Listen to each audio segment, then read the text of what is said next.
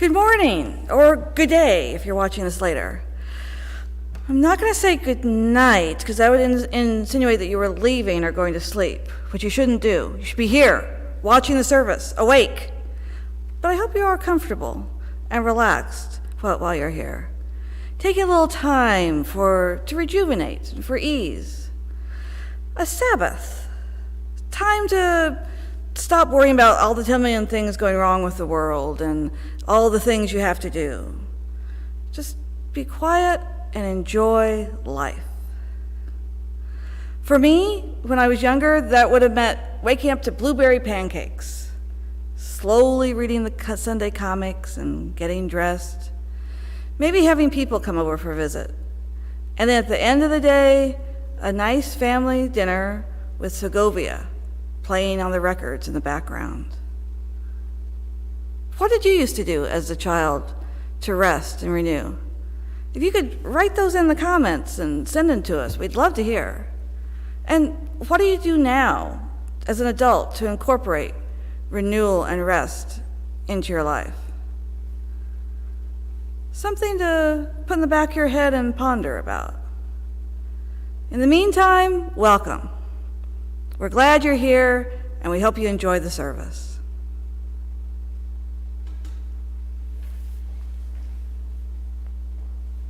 Our opening hymn today is Let Freedom Span Both East and West. It's number 148 in the gray hymnal.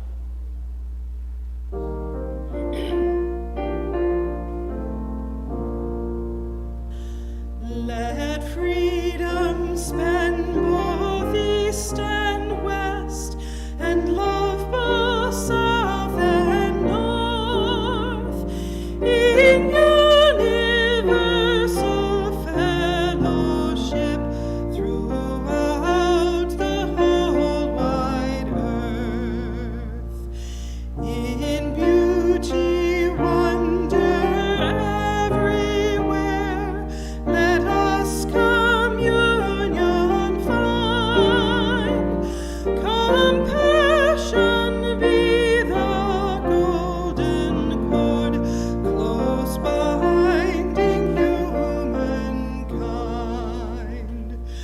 Beyond all barriers of race, of color, caste, or creed, let us make friendship, human worth, our common faith and deed.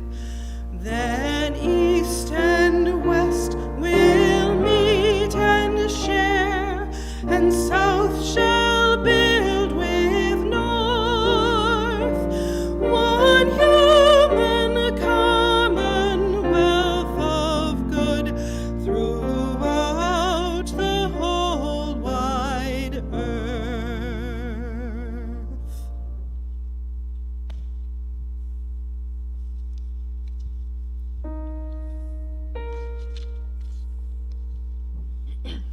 When lo by break of morn, when lo by break of morning, my love herself adorning, my love herself adorning. When lo by break of morning, when lo by break of morning, when lo by break of morning, my love herself adorning, my love herself adorning, doth walk the wood so dainty, gathering sweet violets and cowslips plenty, gathering sweet violets and cowslips plenty, sweet violets and cowslips plenty. The birds enamored, sing and praise my Flora. Lo, here on you, Aurora. Lo, here on you, Aurora.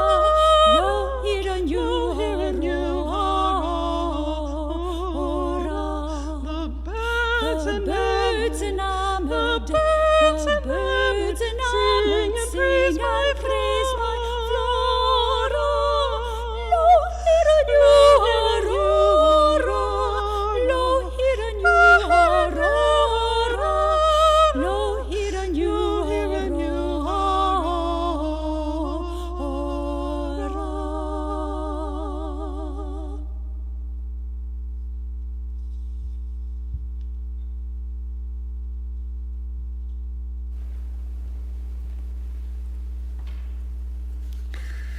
From Marta I. Valentine, in Lifting Our Voices, Readings in the Living Tradition.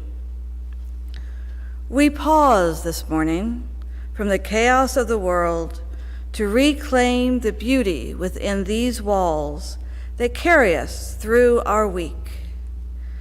We lift this community onto our shoulders with pride and grace-filled expectations for our children and our children's children. Let us pause in our busyness and reclaim the beauty that is around us as we say our affirmation. Love is our doctrine. Compassion is our way. Here we seek to create a joyful home for free religious exploration, build a community of caring fellowship, nurture the hopes, and serve the needs of our world. Reverend Moro is going to join me up here now while we light the chalices. Each week, we light 3 chalices. The first is for members of this congregation, the Unitarian Universalist Congregation of Salem. The second chalice we light for our Unitarian Partner Church in Šimenfalva, Transylvania, Romania.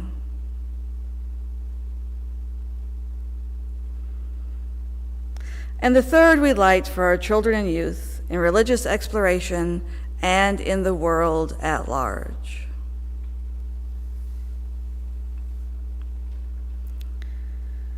January 20, 2021 starts what we hope will be a new light, piercing the darkness, a light of truth, a light of hope, a light of peace. But just as this single candle cannot by itself produce enough to illuminate everything in a room that needs to be seen, so too this change in administration in our government does not mean that all our troubles are over. It does represent hope that all is not lost, and together we can start to mend what is broken. Just as this candle represents the light in all of us, and together, all of our lights can nurture the hopes and serve the needs of our world. Now please join me in singing the flame into life.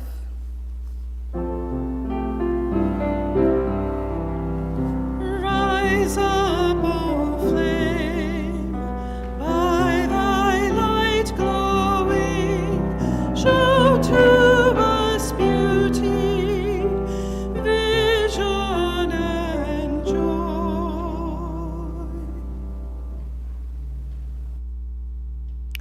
Hello, and welcome to the Time for All Ages portion of the service. As most of you already know, Unitarian Universalism, unlike many of the other world's religions, is not a religion that follows one creed or statement of belief that everyone in the religion must agree to and follow, but rather has a shared covenant of 7 principles that support a free and responsible search for truth and meaning. Often these principles are taught using the colors of the rainbow. And after reading the sermon that Reverend Craig Moro is going to share with you today, I was reminded of a story called A Color of His Own by Leo Liani, because in some ways, we, the members and friends and children of the Unitarian Universalist Congregation of Salem, are a lot like this little chameleon. A story of A Color of His Own by Leo Liani. Parrots are green. Goldfish are red. Elephants are gray, and pigs are pink. All animals have a color of their own, except for chameleons. Chameleons change color wherever they go. On lemons, they are yellow, and in the heather, they are purple. And on the tiger, striped like tiger tails. One day, a chameleon who was sitting on a tiger's tail said to himself, "If I remain on a leaf, then I shall be green forever, and I too will have a color of my own." And with this thought, he cheerfully climbed onto the greenest leaf. But in autumn, the leaf turned yellow, and so too did the chameleon. Later, the leaf turned red, and the chameleon too turned red. And in the winter, the winds blew the leaf from the branch, and with it, the chameleon. The chameleon was black in the long winter night. But when spring came, he walked out into the green grass, and there he met another chameleon. He told his sad story. "Won't we ever have a color of our own?" he asked. "I'm afraid not," said the other chameleon, who was older and wiser. "But," he added, "why don't we stay together? We will still change color wherever we go, but you and I will always be alike." And so they remained side by side. They were green together, and purple, and yellow, and red with white polka dots. And together they lived happily ever after. Thanks be, and may all beings be happy. Please do consider joining us for the Children's Religious Education Program being held live on Sunday mornings via Zoom at 9:45 a.m. or for the weekly youth group meeting time on Thursday evenings at 5 p.m. Thank you.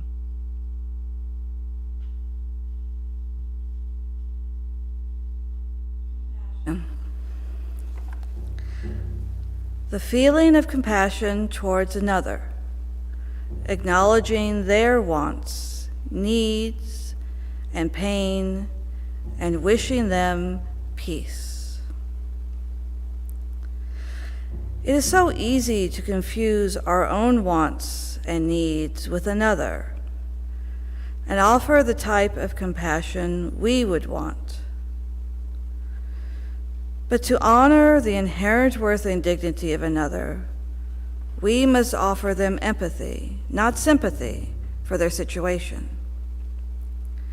I was reminded of this the other day when someone told me of the passing of a parent, a mother, and I immediately felt compassion for them, expressing my deepest sympathy for their loss, asking how they were doing, and stating that shouldn't they be home with their family?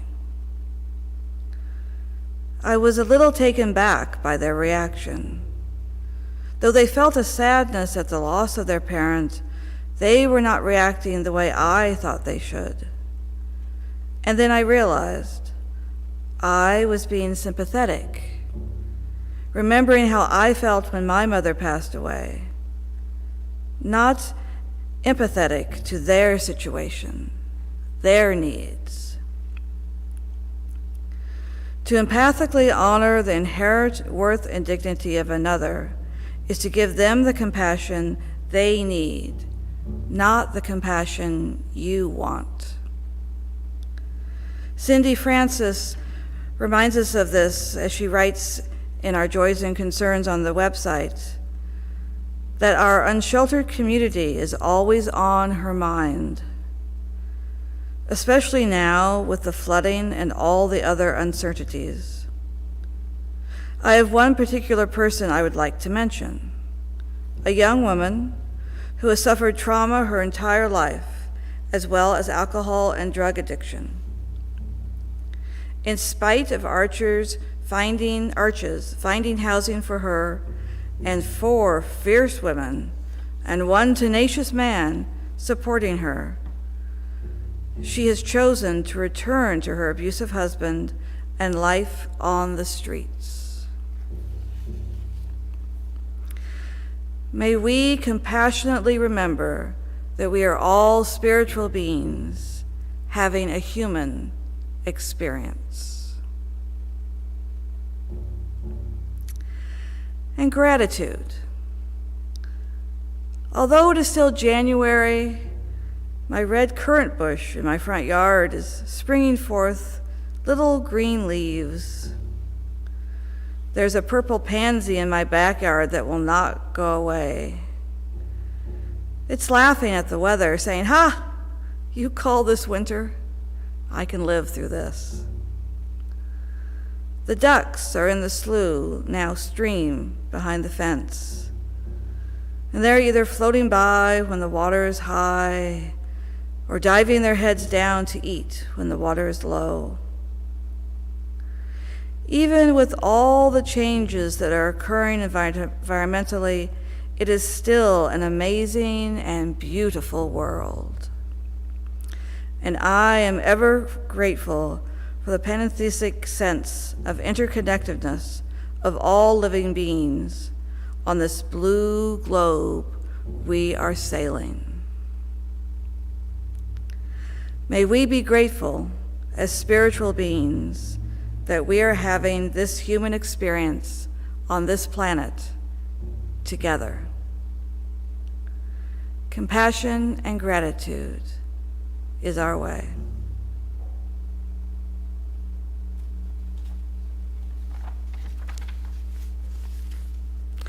Please continue to share your joys and concerns on the website for us.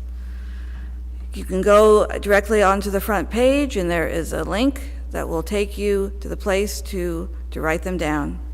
We appreciate it. Thank you.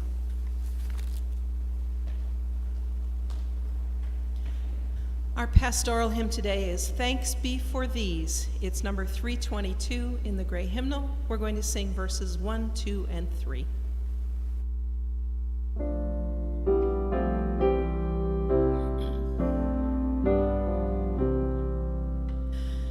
Thanks be for these life's holy times, moments of grief, days of delight, triumph and failure intertwine, shaping our vision of the right. Thanks be for these, for birth and death, life in between with meaning full.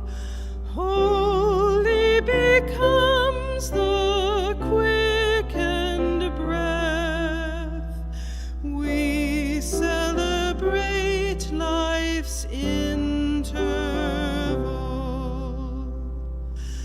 Thanks be for these ennobling art, images welcome to our sight, music caressing ear and heart, inviting us to loftier height.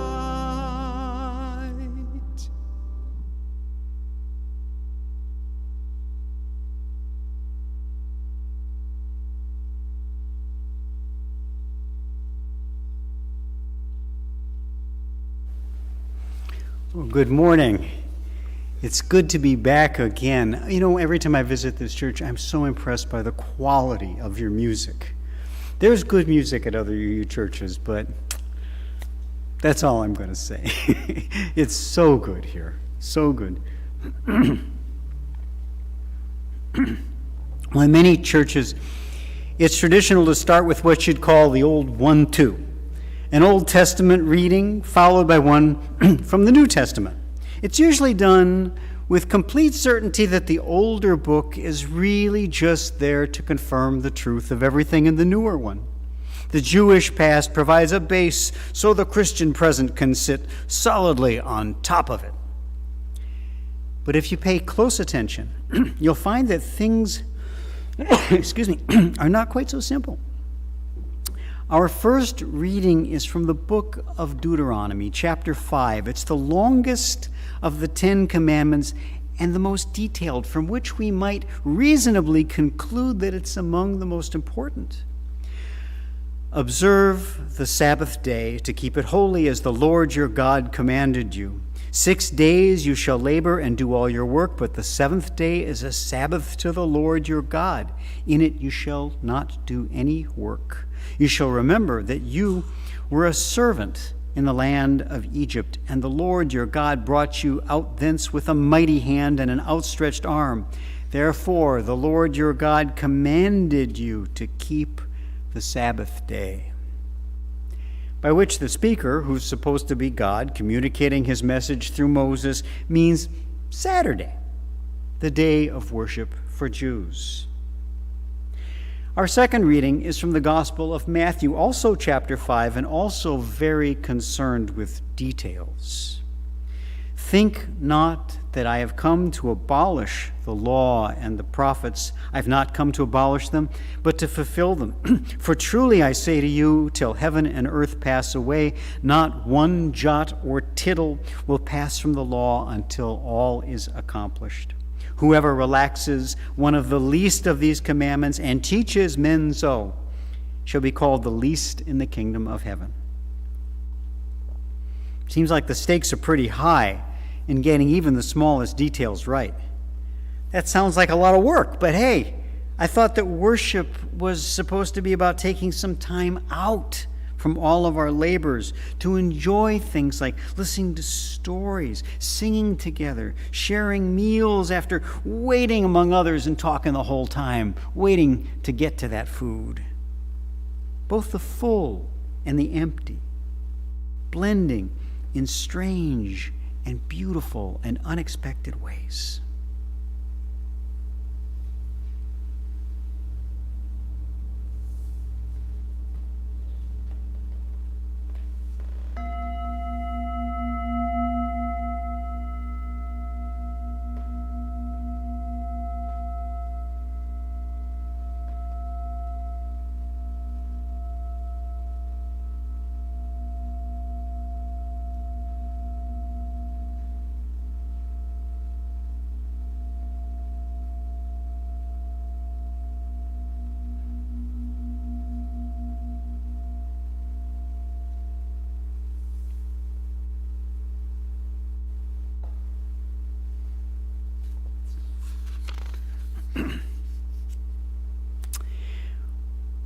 When I began researching the strange story of the Seventh-day Unitarians of Transylvania, something tickled my memory. Wasn't there an anthropologist who'd done research in 20th century Africa whose observations fit what I was reading about Eastern Europe in the 15 and 1600s? Mary Douglas, that's it. But what was it that she had said? Fortunately, I had just the right person to ask right at home. My wife, Pamela, is a professor of anthropology, emerita professor now. She gave me an instant summary of Douglas's views. One idea was about cleanness and uncleanness. Dirt is misplaced matter. And what matters most is that it's not where it's supposed to be according to some group's rules. Blood is a good example. Ancient Hebrews and modern Jews take great pains to remove every trace of it from food, while other people can consume it freely, sometimes fresh from the animal, as in some parts of Africa. The next idea is about categories. Proper placement is not only a matter of physical location, we also want things to fit into a clearly defined category. So, for Jews again, pigs are a problem because they have a hoof but don't chew cud like other hoofed animals. Can we show our slide? Ah, yes, other animals. The pangolin is a mammal. That's a mammal that looks like a reptile with scales like a fish, but has no teeth at all. It lays eggs, but nurses its young. So what the heck is it? Should eating it be taboo or maybe reserved for exceptional people to eat as a sign of their exceptionalness? Pam added that some of Douglas's most important ideas are about the human body itself. During times of intense social stress, such as persecution of one group by another, the group under assault may react by trying to exercise extreme control over the minds, but especially over the bodies of its members, particularly with regard to food and sexuality. She asked me, was the community that you're researching experiencing any extraordinary threats or pressures? That's the sort of question that an experienced teacher asks. I'll tell you about the situation of these early Unitarians and see how you think we should answer. I spoke last time I was here about the betrayal of Francis David, the Unitarian leader, by his longtime friend Giorgio Biandrata. Excuse me.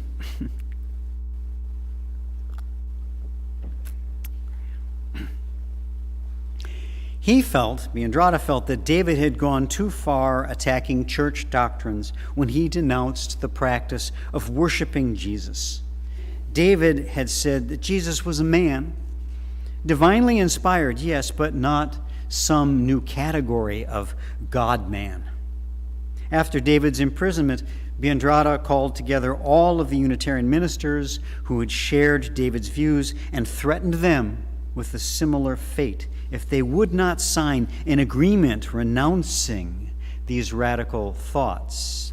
You may have heard that our ministers today are required to sign away their rights to due process and legal counsel if they disagree with any of the language or theories promoted by the current Unitarian Universalist Ministers Association. To continue, though, over the following years, things went from bad to worse. Five ministers were publicly beheaded. Soon the Austro-Hungarian Emperor Rudolf II claimed Transylvania as his own. He was a fanatical Catholic. He knew what was right. He was determined to eliminate Protestantism from the land. Acting through his general, George Basta, he had ministers tortured, skinned alive, or burned slowly, quote, over piles of their burning books. Soldiers raped Protestant women and children. In time, no horses or even oxen were left, so people, shifted now into the category of draft animals, pulled plows in teams of 10. Food prices skyrocketed, famine raged, and soon people were forced to eat dogs, cats, animal skins, toasted bones, and sometimes, yes, each other. I'm sure that they would have preferred pangolins, but there you have it. The fury of politics, power, and religion combined and weaponized worse than anthrax, displacing, dirtying, and destroying everything in its path. It was under these circumstances that Sabbatarian movements began taking shape in the region. Even before the death of Francis David, there were reports that many Unitarians were looking more to the Old Testament than the New for guidance in worship and their daily lives. One worried Catholic wrote that Unitarian ministers in certain areas had all begun to, quote, abstain from blood and pork. And when it comes to food, you can only abstain from what others continue to take into their bodies, and that now separates you from them. Good heavens, what's to come next? You can guess. What about that command to observe the Sabbath on the seventh day, Saturday? Early Christian communities have been divided on the question, and some took Jesus' words about fulfilling every jot and tittle of the law to mean stick with Saturday. Later, Constantine, the first Christian emperor, decreed Sunday as a common day of worship. An emperor's opinion has a certain force. People looking around Transylvania knew the force of Emperor Rudolph's opinions. But instead of deciding to play it safe religiously, many chose to go in the opposite direction. Besides keeping a Saturday Sabbath, avoiding blood, pork, and other foods deemed unclean by the Old Testament, they also began to observe that book's days of fasting and feasting and to practice circumcision. Yes, ouch! But you get the idea. What was it that Mary Douglas had said about groups under pressure? They might react by trying to exercise extreme control over the bodies of their members, particularly with regard to food and sexuality. Eat this, cut that. Andrew Aosi was a follower of Francis David. He was a nobleman who had lost his wife and children due to disease in these hard times. He began a close study of the Bible while he too was convalescing from illness and soon became convinced of many Seventh-day or Sabbatarian views. Though not a minister, he began a prophetic mission of preaching these views first to family and neighbors and then beyond. He'd been down, but he was not out, much like the Unitarian community as a whole in those days. He began to compose hymns, poems, and essays promoting the Sabbatarian way. Unitarians could no longer gain access to printing presses. You remember that? That was one of the first moves, was to take away their access to printing presses, right, when the Catholics reasserted power. So, without access to presses, Aosi paid for his sermons and hymns and prayers to be hand-copied, back to the old ways. Such handmade texts appearing in a sea of print must have enhanced the special feeling of the ideas that they contained. Many people eagerly received them and asked for more. Others greeted them with horror. What do you mean? Jesus is the Messiah and the greatest of the prophets, but not the Son of God. Mosaic law with its dietary restrictions, circumcision for males, and strict Saturday Sabbaths with no work still holds for Christians? What kind of religion is this? It was like a spiritual pangolin that fit no category at all. By 1600, though the majority of Sabbatarians were Unitarians, the majority of Unitarians were not Sabbatarians, but they were getting uncomfortable. Teachings about God and Jesus were mostly the same in both branches. The difference was in religious practice. Sometimes that's where we feel our differences the most. We can voice somewhat different beliefs and say, oh, how interesting. I never thought of that. But if we actually do something different, our hackles go up, especially when it involves the body. Differences become less interesting and more disturbing.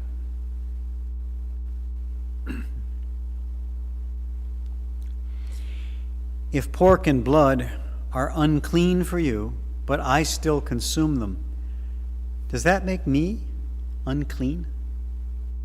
If you consecrate Saturday as a day of rest, but I work to get the crops in, does that make me a sinner in your eyes?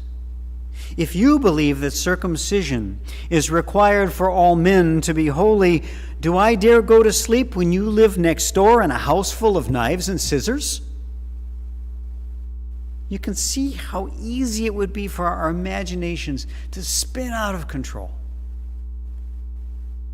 Sometimes religious teaching gets ahead of practice, which needs time to catch up. No doubt the Sabbatarians felt that they were simply taking the teachings they shared with most Unitarians to the next practical level.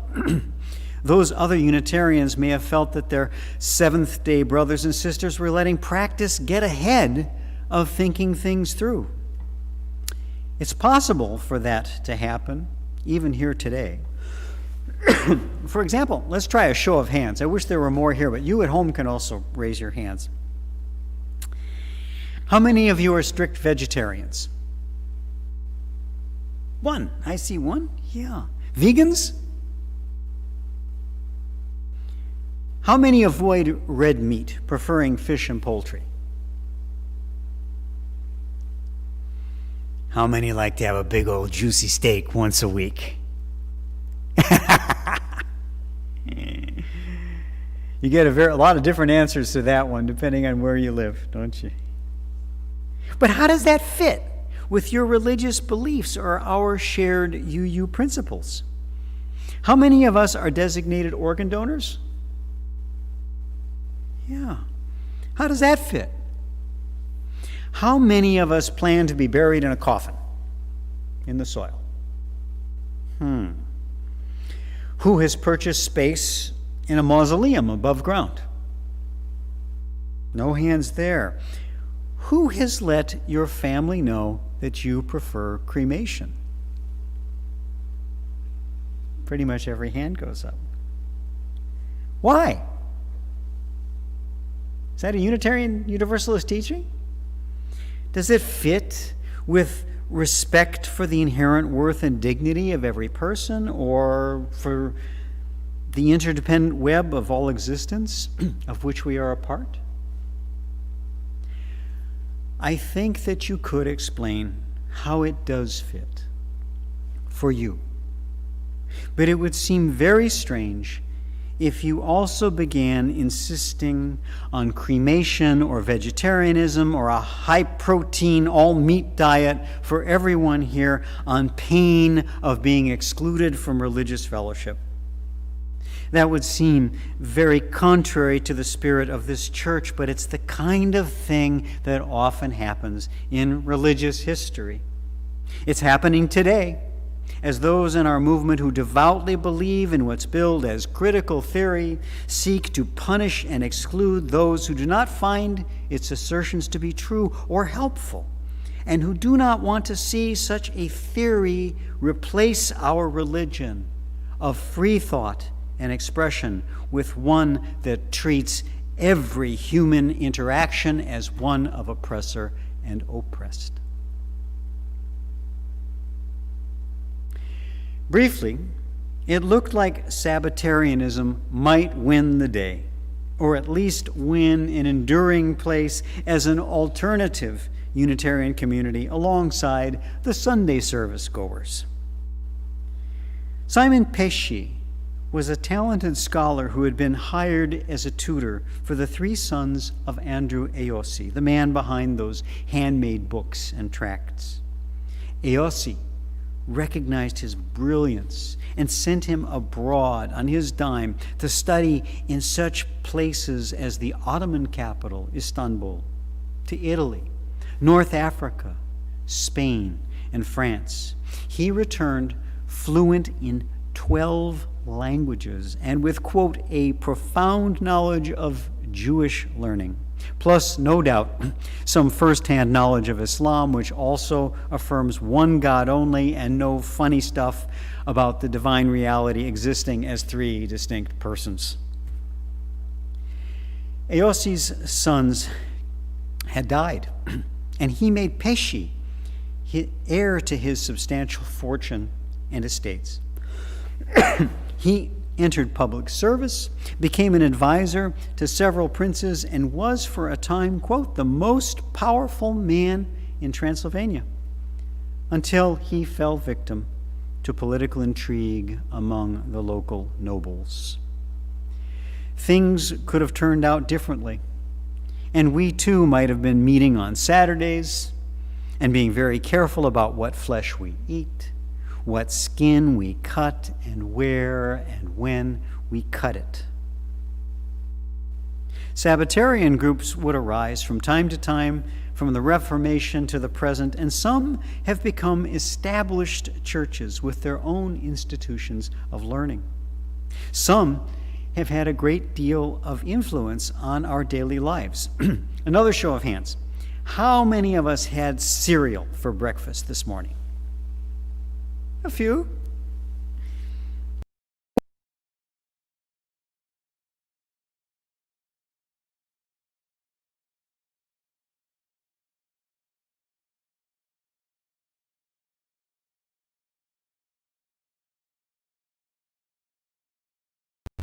They dwindled and dwindled until there was just one congregation left.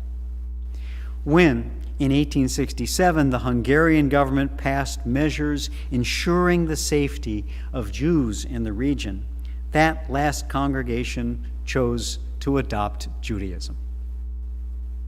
Local Jews were willing to adopt and embrace them as well. And so ended the story of an unusual church, as the story of an unusual synagogue began. Can we have that pangolin again? There you go. There's my favorite critter.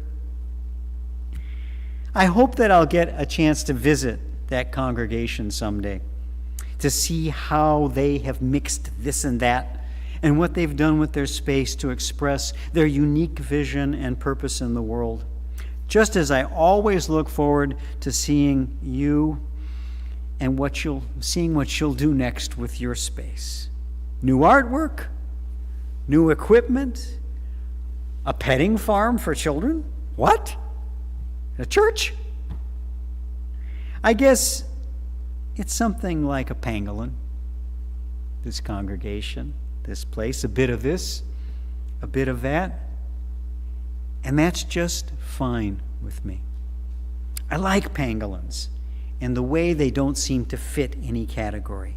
They're complex, interesting, and beautiful. I trust that what you are making here will always be beautiful and interesting too. So may it be.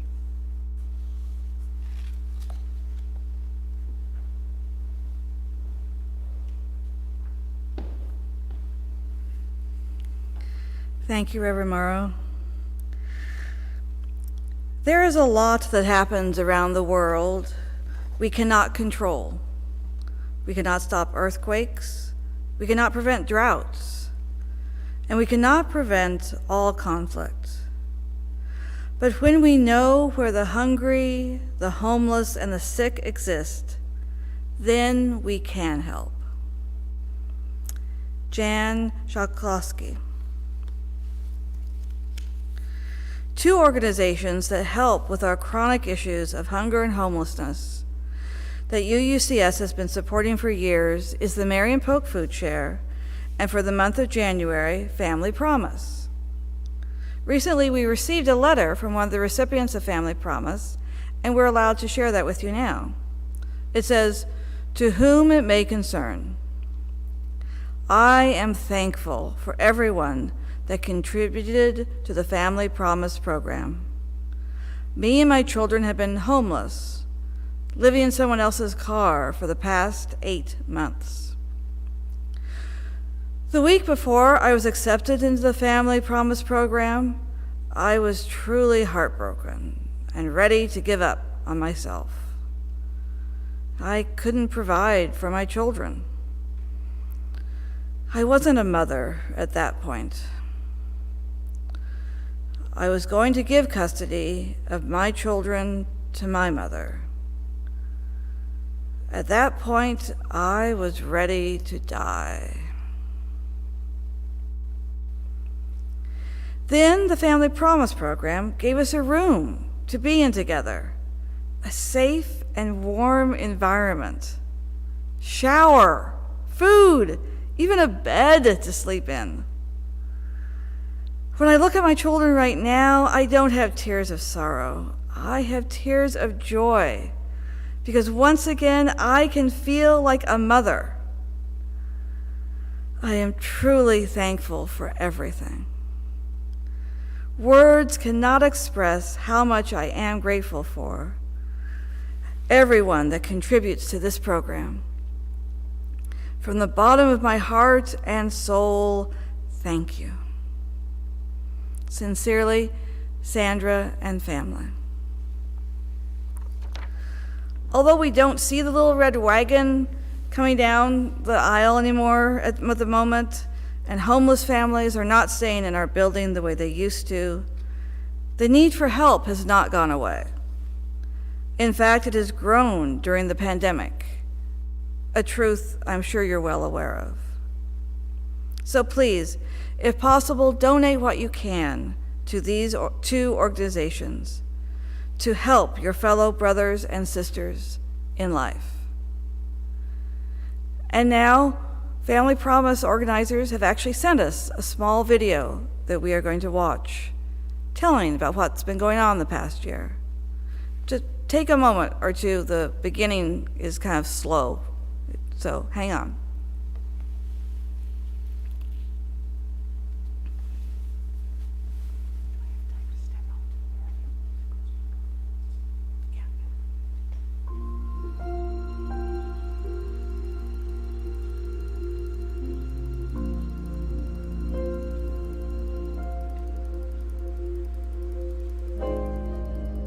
About 2 months before we actually heard about your shelter, we were ironically living in our van with a mattress in the back of our van in the parking lot right over here, the Del Villa, and my son was sleeping at my sister's house every night. I don't like asking for help, but knowing that it is there is It's huge. really, really huge. Yeah, because we wouldn't have been Because we able to didn't do know about it any by of the ourselves. resources. Yeah, it wasn't working doing it by ourselves. We weren't getting anywhere. We were just, just surviving. But now we're actually, I guess, living, I guess, now? I don't know, right? Weird. He had called shelters, tens of, 20s of, so many shelters, and there were waiting lists. We actually were on 3 or 4 different waiting lists. And then a couple other ones were like women and children. Yeah, we didn't want to separate, and we didn't want Sebastian, just so he didn't know the gravity of what was really going on. That was just more important. And so when we saw that sign and I called, and I think you were the one that answered the phone, and you told me, you're like, the family just moved out, can you guys come in today? I was like, absolutely. It was an amazing feeling. It gave us hope. The Micah building. Yeah. We drive by it and Bastion's like, that's the church we stayed at. He's like, can we go visit? Yeah, we'll go visit one of these days, man. She's like, you guys get the best room, and like we walked in there, and it was just, the feeling was just so nice. Those people were just so understanding, not judgmental, just the sweetest people, most kindest people we've ever met. Yeah, they were really nice. That was fun. And they made Sebastian feel like he was okay, which was the most important thing. You guys helped us a lot when it came to just resources that we could go and talk to about our property debt, about any kind of bills that we had that might hinder us from getting an apartment. And that's what Julie was awesome, our caseworker. She was really awesome with that, just recommending places, like low-income places, maybe somewhere we didn't think about before that would have accepted us, because we had evictions and we had property debt, so it didn't look really, really promising when we were looking for an apartment. We couldn't believe that we found a place. We really just kept walking around and thinking, wow, this is ours. And then walking outside, and like for a minute, I was nervous to put anything up or to like move stuff around or to hang up pictures, just because I still didn't feel like it was really ours, like we found something. It was like almost a year that we had been homeless, so it's a very surreal feeling. What does it feel like now? Like it's home. Like it's home. Sebastian loves his school, which is another really important thing. And that's another thing you guys helped us do. You helped us keep him in the school when we were at the shelter too, and we just didn't have any worries at all. And then when we moved in here, it was all because of everything that you guys helped us with. I want what we had for another family that was in the situation that we were in. And I don't want anybody to have to feel the way that we were feeling when we didn't have anywhere to go.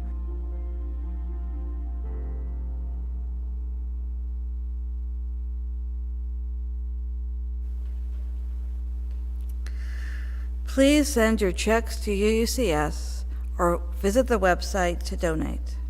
Thank you for maintaining the community of UUCS and the greater community of Salem.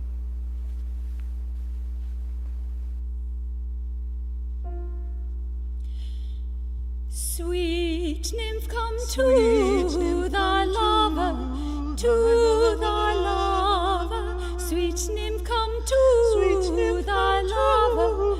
Lo here, lo here, lo. Our loves we may discover. Sweet nymph, come to thy lover, to thy lover. Sweet nymph, come to thy lover. Lo here, lo here, lo.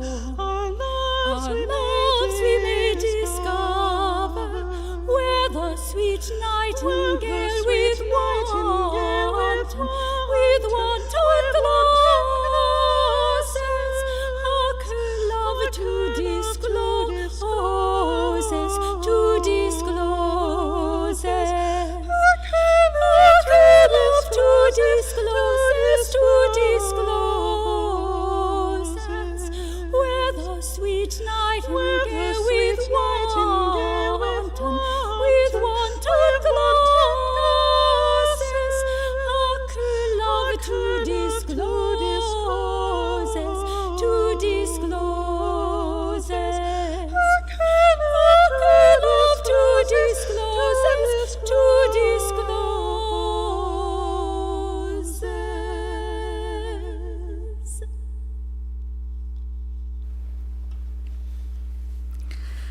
As Reverend Moro joins me once again, we take the light from our chalice, lighting the social justice candle as a symbolic reminder of the light and justice we carry out into the world.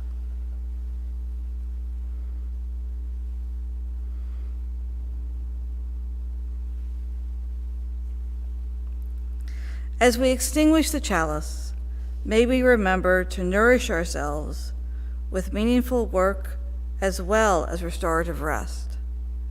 As Alan Cohen says, there is virtue in work and there is virtue in rest. Use both and overlook neither.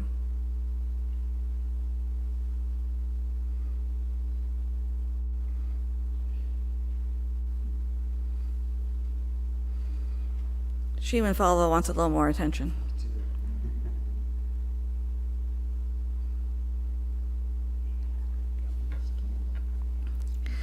Please take the time to join the Zoom service after this service, not the Zoom service, but the Zoom fellowship gathering after the service.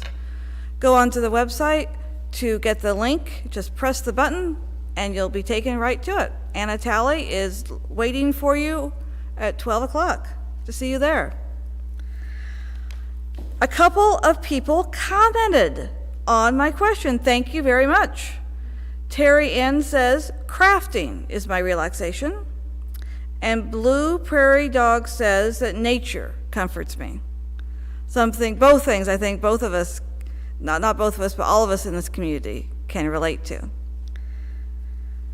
And we will talk about a crafting idea that you can come do in a minute. But first, just want to point out with news of the community that the Habitat and Hope Village sessions are continuing, and that then we are having the special Zoom congregation meeting February 7th, which you do need to register to. Very simple. You just go in, click, put your name and email. And then there's also an interest survey for the Building Sacred group, which is a new membership group, as well as people who've been here for a while can attend. And then also the communications team is looking for a good rookie to do various things and help them out a little bit, which is fabulous. The crafting activity that I was going to tell you about is the prayer flags. Please still continue to make some prayer flags. Here you can sign up through February 6th to come in on a Saturday and make a prayer flag. We had a couple of people come in yesterday. That was great. Vicki Cunningham, I know, came, and Lisa Lermont came and dropped off her flag. So please continue to do that. And now we have a short video to show you the update on the prayer flags.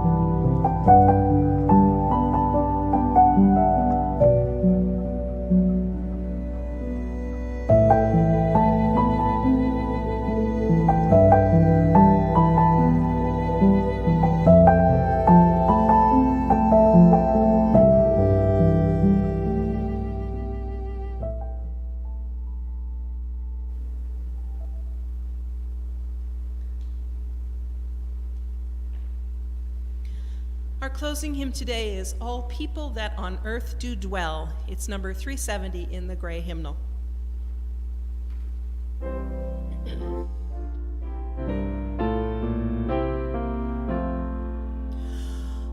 All people that on earth do dwell, sing ye aloud with cheerful voice. Let hearts in exultation swell. Come now together and rejoice. Oh, welcome in this day with praise. Approach with joy your God unto. Give thanks and faith proclaim always. For it is seemly so to do. For we believe that life is good, love doth abide forevermore, truth firmer than a rock hath stood, and shall from age to age endure.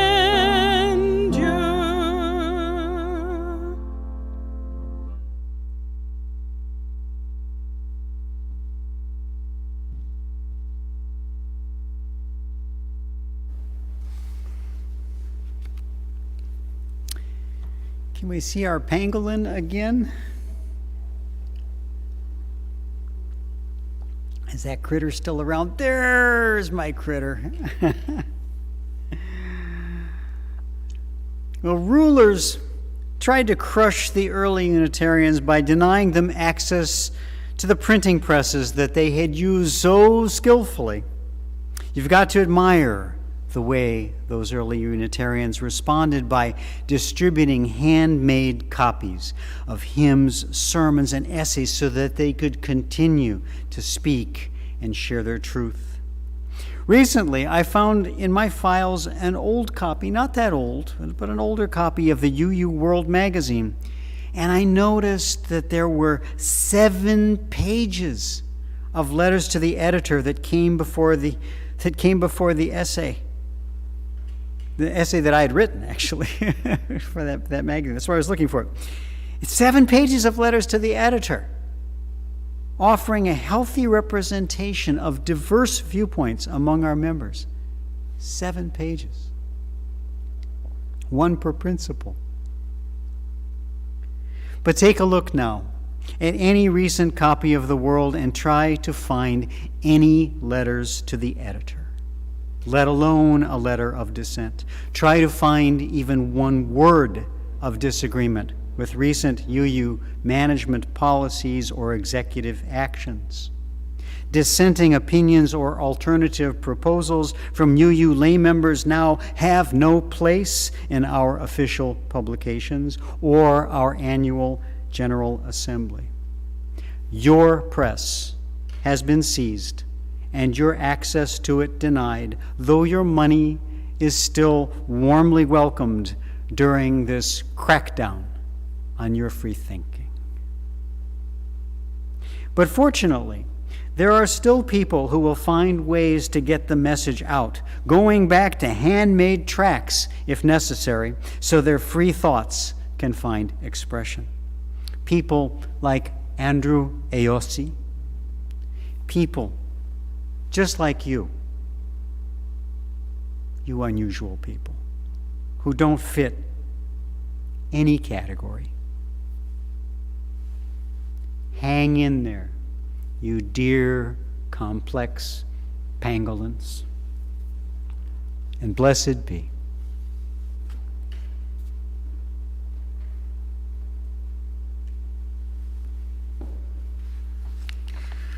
Thank you, John Schinberg and Lorianne Schmidt, for putting together that prayer flag video. I hope that in a couple of weeks we'll be able to show you another video that shows even more flags available. And thank you, Craig Moro, for coming once again and speaking at our pulpit today. May we now join hands, either spiritually or in person, and then say our closing words. May faith in the Spirit of life, hope for the community of earth, and love for the sacred in one another be ours now and in all the days to come.